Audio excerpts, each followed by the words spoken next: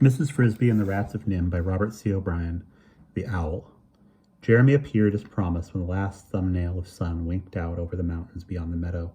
Mrs. Frisby was waiting, her heart pounding in her ears, and 3 of the children were there to watch, Teresa and Martin standing beside their mother, and Cynthia, who was afraid of the crow, just a pair of round eyes peering out the round doorway. Timothy was down below, taking a nap, and had not been told about the expedition, lest he worry and blame himself for the risk his mother must take.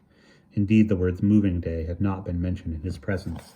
Even to the other children, Mrs. Frisby had explained only part of the problem. That is, she had not told them that there were only 5 days left, nor anything about Mr. Fitzgibbon and the tractor. She did not want them to worry either. Jeremy landed with a swoosh, a bit dramatically perhaps, and nodded at the children and Mrs. Frisby. "Hello," he said. "Here I am." Mrs. Frisby introduced Martin and Teresa, and Cynthia's eyes.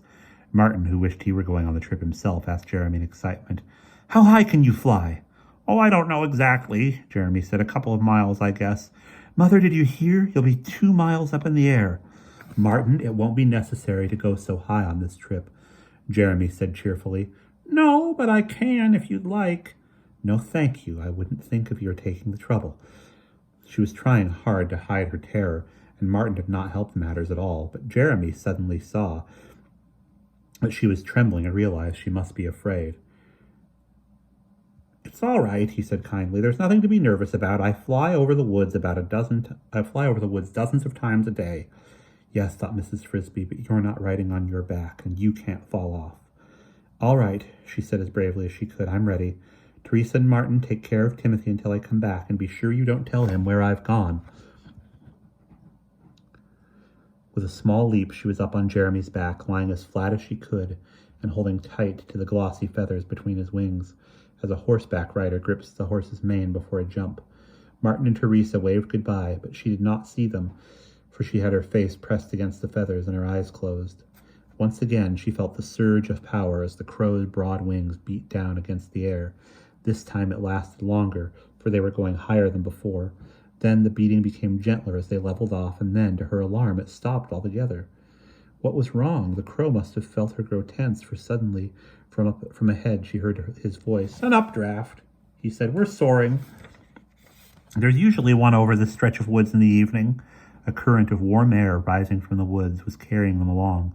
So smooth was the motion they seemed to stand still, and Mrs. Frisby ventured to open her eyes and lift her head just a trifle. She could not look straight down. That was Jeremy's back. But off to the right and a bit behind them, she saw a gray-brown square the size of a postage stamp. She realized with a gasp that it was the garden patch, and Martin and Teresa, if they were still there, were too small to be seen. "Look to the left," said Jeremy, who was watching her over his shoulder. She did, and saw what looked like a wide, fearsome snake, blue-green in color, coiling through the woods. "What is it?" she asked in wonder. "You really don't know? It's the river." "Oh," said Mrs. Frisby, rather ashamed of her ignorance. She had heard of the river, of course, but had not known that it looked like a snake. She had never been there, since to reach it one had to cross the entire width of the forest. There were advantages to being a bird.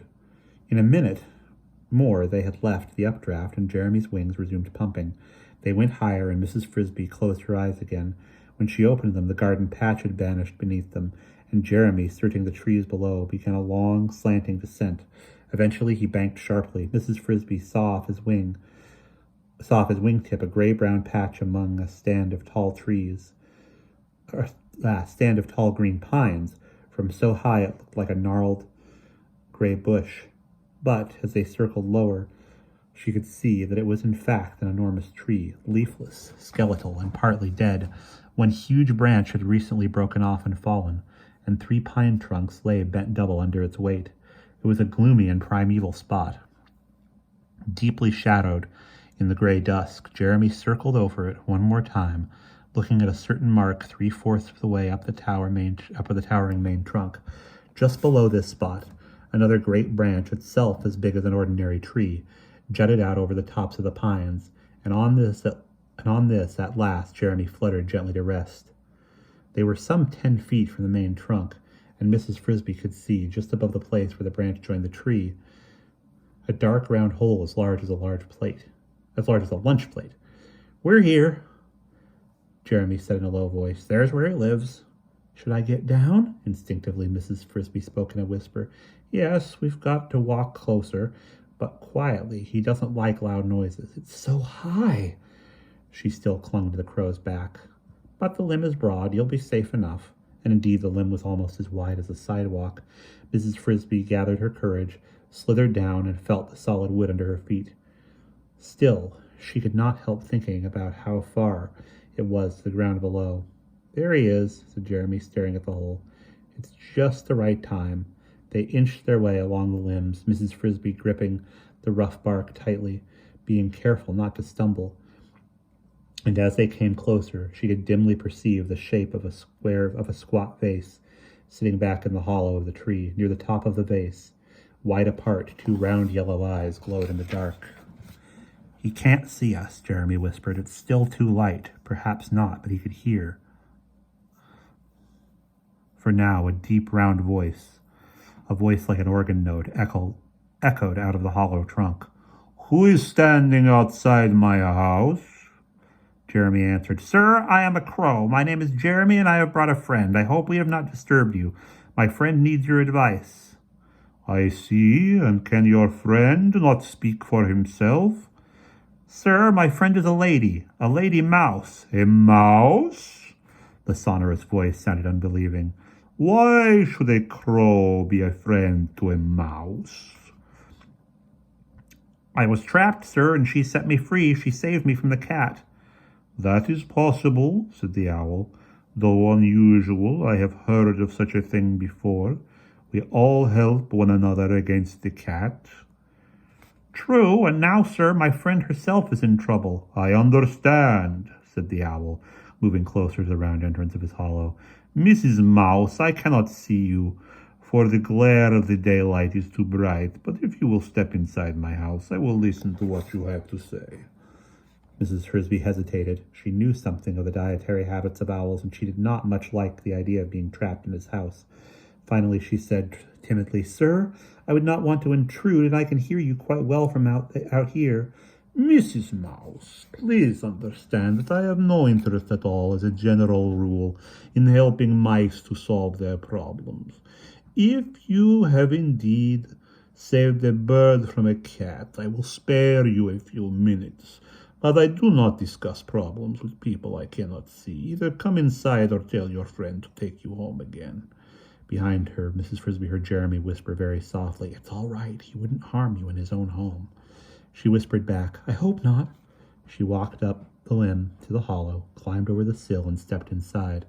Up so close, the owl looked very large. Each of his feathery feet was tipped with 5 gleaming talons, an inch long. His beak was curved and sharp and cruel. He blinked his yellow eyes and said, "Please step across the room away from the light." Mrs. Frisby did as she was told. As she grew accustomed to the dimness, she looked around. The chamber into which she had stepped was spacious at that level, almost half of the huge trunk of the hollow, and clean, but the floor was extremely rough. It was not really a floor at all, but only the jagged ends of dead wood sticking up from below, like stalagmites in a cave, so that Mrs. Frisby had to climb rather than walk as she crossed the room. In the back, the walls narrowed to a corner, and she saw that the owl had built himself a nest as big as a water bucket of twigs and leaves. From the top, she could see protruding some wisps of the feathers with which he had lined it. When she got near the nest, she stopped and faced the owl, who had turned from the light of the doorway and was peering at her with his great yellow eyes. Jeremy was nowhere to be seen.